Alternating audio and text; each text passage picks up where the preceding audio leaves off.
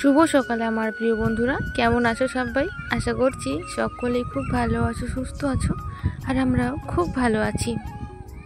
সকালবেলা ঘুমের থেকে উঠে আগে উঠোনটা ঝাড় দিয়ে নিচ্ছি। আজকে মায়ের শরীরটা খুব খারাপ, হাঁটতে পারছে না, কোমরে ব্যথা হয়েছে। সেই জন্য মাকে বললাম ঝাড়াটা দাও, আমি ঝাড় দিয়ে নিচ্ছি। তো অনেক দিন হলো আমি ডেলি ব্লগ দিতে পারছি না, আমার ফোনটা নষ্ট হয়ে গেছে। কোনো ভিডিও আমি শ্যুট করে আমি রাখতে পারছিলাম না ফোনে, এতটাই জাম হয়ে গেছিলো, ফোনটা হ্যাং করছিলো প্রচুর। সেজন্য এতদিন আমি ব্লগ ভিডিও দিতে পারছিলাম না। নতুন একটা ফোন নিয়েছি, সেজন্য আবার নতুন করে ভিডিও শুরু করেছি। আমাদের উঠোনটা না অনেক বড়, আর এখন গাছের থেকে প্রচুর পরিমাণে পাতা পড়ে। আগে নিম পাতা পড়তো, এখন আর নিম পাতা পড়ে না, এখন শুধু নিম ফুল পড়ে। মাকে আমি বারবার জিজ্ঞাসা করছি, বলি তুমি হাঁটতে চলে যা। মা যেহেতু প্রত্যেক দিন সকালবেলা হাঁটতে যায়, আজকে বলছে যাব না, শরীরটা ভালো লাগছে না। আর কালকে যেহেতু কুলো নামবে, সেজন্য মা বলছিল উঠোনটা একটু লেপে দেবো, আর তুলসী মঞ্চের জন্য ভালো করে লেপে একটু আলপনা দিয়ে দিই মা সকালবেলা, সেটাই বসে বসে বলছিল।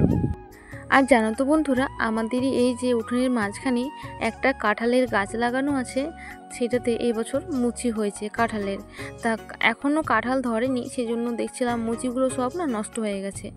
মাকে বললাম যে কাঁঠালগুলো না সব নষ্ট হয়ে গেছে। মা বলল ওগুলো হচ্ছে কাঁঠালের মুচি, আর ওগুলো থাকে না, ওগুলো নষ্ট হয়ে যায়। যেগুলো গাছের গোড়ায় হয় সেগুলো থাকে, গাছে ডালের আগায় হলে সেইগুলো থাকে না কাঁঠালগুলো, তাই দেখলাম সব নষ্ট হয়ে গেছে। আমাদের উঠোনটা কিন্তু অনেক বড়। তো চলো বন্ধুরা, উঠোনটাকে ঝাড় দিয়ে নিই, তারপর তোমাদের সাথে দেখা হচ্ছে।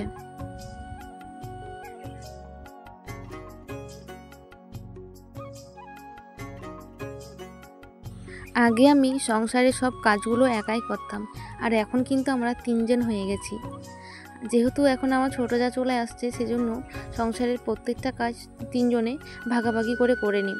আমি এদিকে উঠোনটা ঝাড় দিচ্ছিলাম, দেখি এইদিকে সোমা বাসনগুলো সব বার করে নিল, আর বোতলের যে খালি ডাব্বাটা সেটাও দেখি বার করে নিয়েছে। আর মা যেহেতু আজকে হাঁটতে যায়নি, সেজন্য ও গোবরটা দেখি মা ফেলে নিল, আর বলছিল যে ওটা দিয়ে উঠোনটা আজকে লেপে নেব। তো আমার কিন্তু উঠোনটা ঝাড় দিয়ে হয়ে গেছিলো, সেজন্য আমি চলে আসছিলাম এই বাসনগুলো ধুতে। আমি এদিকে বাসন ধুয়ে নিচ্ছি, আর এই দেখো সময় দিকে জলের বোতলগুলো ভরে নিচ্ছে। জয়েন্ট ফ্যামিলিতে থাকতে গেলে না সব কিছু মানিয়ে নিয়েই থাকতে হয়, সবার সাথে সব কিছু মিলেমিশে হাতে হাতে কাজ করতে হয়, যেরকম আমরা করি। যখন সময় ছিল না, তখন আমি আর আমার শাশুড়ি মা দুজনে কিন্তু সংসারের কাজগুলো মিলেমিশেই করতাম। এখন যেহেতু আমরা 3 জন হয়েছি, সেজন্য মা সকালবেলা আমাদের দুজনের উপর সব কাজ ফেলে দিয়ে মা সকালে হাঁটতে চলে যায়, আর মায়ের যে কাজগুলো থাকে সেগুলো দায়িত্ব নিয়ে আমি করে দিই। তো এইদিকে আমি বাসনগুলো ধুয়ে নিচ্ছি। আর আমাদের এই যে কলের জলটা কিন্তু সারাদিন চলে, সকাল 6টার সময় চালিয়ে দেয়, আর সারাদিন জলটা পড়তে থাকে। তো ঘুমের থেকে উঠে আগে মুরগিগুলো ছেড়ে দিই, কারণ এখন আর কুয়াশা নেই, আর এখন শিয়ালও নিয়ে চলে যাবে না। শীতকালে না কুয়াশা থাকে প্রচুর পরিমাণে, সেজন্য মুরগিগুলোকে একটু দেরি করে ছাড়া হয়।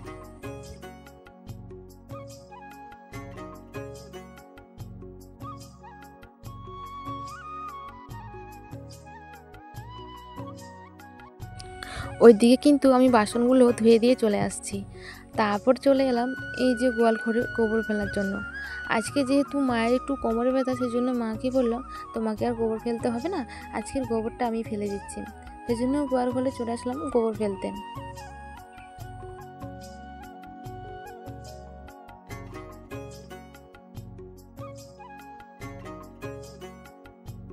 বিয়ের প্রথম না এইসব গোবর ফেলা আমার কিন্তু অভ্যেস ছিল না।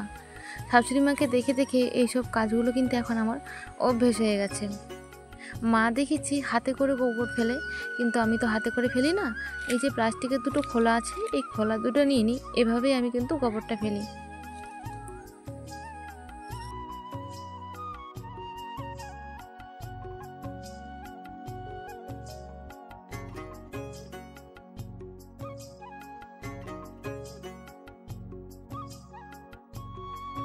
আমি বালতিতে করে সব গোবর তুলে নিয়ে এখন আমি গর্তের মধ্যে ফেলে দেবো, যেখানে আমাদের গোবর ফেলা হয়। দেখি ঠাকুমা এসছে। কালকে রাত্রে বাবা 4টে কাপ কিনে নিয়ে আসছে, ডিজাইনটা খুব সুন্দর, সেটাই মা দেখাচ্ছিল যে কাপগুলো সব ভেঙে গেছে। এই হচ্ছে বাবা কাপগুলো নিয়ে আসছে, খুব সুন্দর হয়েছে কাপগুলো। সকালে খাওয়া দাওয়া শেষ করে তারপরে চলে আসছে একটু ঘর গোছাতে। যেহেতু কালকে কুলো নামবে সেই জন্য ভাবলাম ঘরটা একটু গুছিয়ে রাখি। আর মেয়ের এগুলো বই খাতা সব, এই যে মেয়ের বই রাখার র্যাকটা দেখি খুব ধুলো পড়েছে, সেই জন্য একটু ভালো করে ধুলোগুলো আমি ঝেড়ে দিচ্ছিলাম। আর এটা ছিল আমার একটা ব্লাউজ, আমি ডিজাইন তুলছিলাম কিন্তু ডিজাইনটা সেরকম ভালো উঠছিল না, নতুন নতুন চেষ্টা করছিলাম তো সেই জন্য।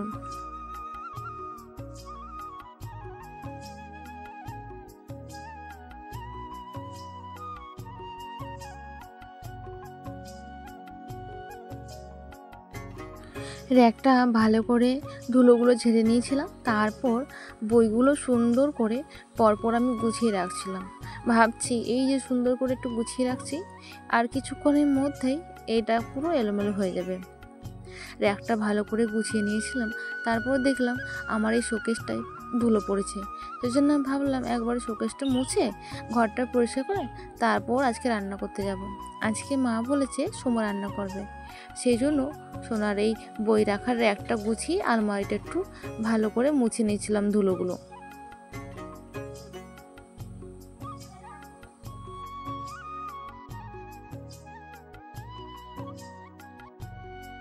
আমার এদিকে ঘরটা গোছানো হয়ে গেছে, রান্নাঘরে গিয়ে দেখি সোমা রান্না করছে। সেই জন্য ওকে একটু সাহায্য করে দিচ্ছিলাম, একটু মশলাগুলো না শিলনোড়ায় বেটে দিচ্ছিলাম। বলছে আজকে শিলনোড়ায় বাটা মশলা করব, সেই জন্য আজকে মিক্সিতে নিলাম না, শিলনোড়াতেই অল্প একটু ছোলা আদা রসুন শিলনোড়াতে একটু বেটে দিলাম। মা আমাকে বললো আমি যেন তাড়াতাড়ি করে স্নান করে পুজোটা দিয়ে নিই, আর ওদিকে বলেছিল একটু আলুগুলো কেটে দিতে। দেখছি সোমা রান্না করছে, তাই ওকে একটু সাহায্য করে দিলাম। জয়েন্ট ফ্যামিলিতে থাকতে গেলে এইসব কাজগুলো একটু দেখে নিতে হয়। সবসময় মিলেমিশে কাজ করলে তবে যে জয়েন্ট ফ্যামিলিতে থাকা হবে, নাহলে কোনো সময়ই থাকা হবে না, সংসার ভেঙে যাবে। কেউ একটু কাজ বেশি করবে, কেউ একটু কাজ কম করবে, কিন্তু সেটা রাগ করলে কখনোই হয় না। এই যে এদিকে আমি চলে আসলাম, ওকে ওইদিকে সব মশলাগুলো করে দিয়ে আসি, সময় রান্না করছে। আর আমি এখানে আলু কাটছি, কারণ এগুলো হচ্ছে গরু খাবে। আমাদের জমিতে এবছর আলু তো হয়েছিল কিন্তু সেরকম ভালো হয়নি, অনেক আলু নষ্ট হয়ে গেছে, তারপর আলু সেরকম ভালো বিক্রি হয়নি। সেজন্য এই আলুগুলো হচ্ছে যে ছাট আলু যেগুলো বলে, নিয়ে চলে আসছে বাড়িতে। কিছু আলু বিক্রি করা হয়েছে লোকরে গরু খাওয়ানোর জন্য, আর কিছু আলু আমাদের রেখে দিয়েছে আমাদের গরুকে খাওয়ানোর জন্য। এগুলো কেটে রাখছি, গরু এসে খাবে, যেহেতু গরু এখন মাঠে দেওয়া আছে সেই জন্য। আমি আলু কেটে হাঁড়িতে জল ভরে তারপর আমি চলে আসছিলাম এই যে ঘরটা একটু লেপতে। কালকে আমাদের কুলো বেরোবে, সেজন্য না আর লেপতে পারবো না, সে আগের থেকেই লেপে দিলাম।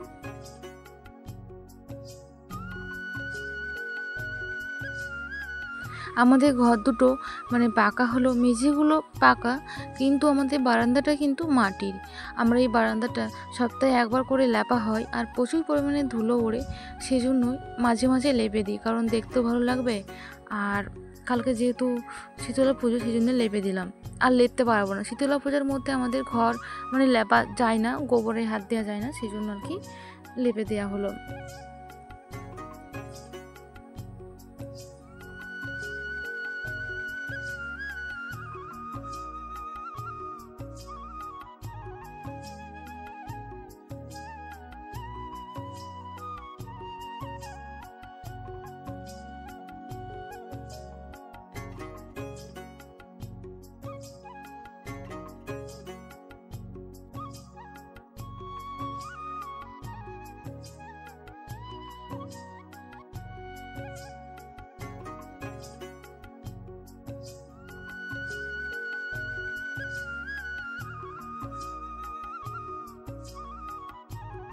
ঘরটা লেপে স্নান করে নিয়েছিলাম, দিয়ে তারপর দুই বউ মিলে পুজো দিতে বসেছি। নখ কেটে আসলাম তো সেই জন্য। আর এই দিকে আমি একটু এই যে তুলসী মঞ্চটা সুন্দর করে আলপনা দিয়ে দিয়েছিলাম, কারণ এখানে কোনো গোবর দিইনি, একটু ভালো করে লাল মাটি দিয়ে ভালো করে ঘষে আর একটু আলপনা দিয়েছিলাম। মা বলেছিল একটু সুন্দর করে যেন আমি একটু আলপনা দিয়ে দিই, কারণ কালকের থেকে কুলো নামবে তো সেই জন্য। তাই দুই বউ মিলে পুজো দিতে বসেছি।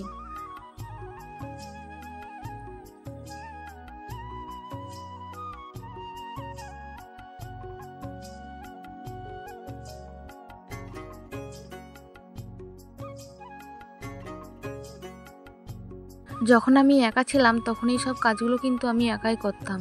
আর এখন যেহেতু দুজন আছি সেজন্য পুজো বলো সংসারের কাজ বলো দুজনে মিলেমিশে করি। তাই ওকে একটু শিখিয়ে দিই যদি না পারে সেজন্য। তো বন্ধুরা, আজকে আমার এই ভিডিওটা কিন্তু এখানেই শেষ করলাম। দেখা হবে আরও নতুন নতুন ভিডিওতে। আমাদের সামনেই পুজো আছে, আর সেই সব ভিডিওগুলো আমি তোমার সাথে শেয়ার করব। প্লিজ তোমরা সবাই একটু পাশে থেকো, সাথে থেকো। আর যদি ভালো লেগে থাকে এটা লাইক, কমেন্ট, শেয়ার আর সাবস্ক্রাইব করে দিও। আমার সব বন্ধুরা যে যেখান থেকে আমার ভিডিওটা দেখছো তারা সুস্থ থেকো, ভালো থেকো। আর আমাদের এই চ্যানেলে অনেক শর্ট ভিডিও, ফানি ভিডিও দেওয়া হয়। প্লিজ তোমরা সবাই একটু দেখো আর সাথে থেকো। আর ভালো লাগলে একটু লাইক, কমেন্ট আর সাবস্ক্রাইব করে দিও।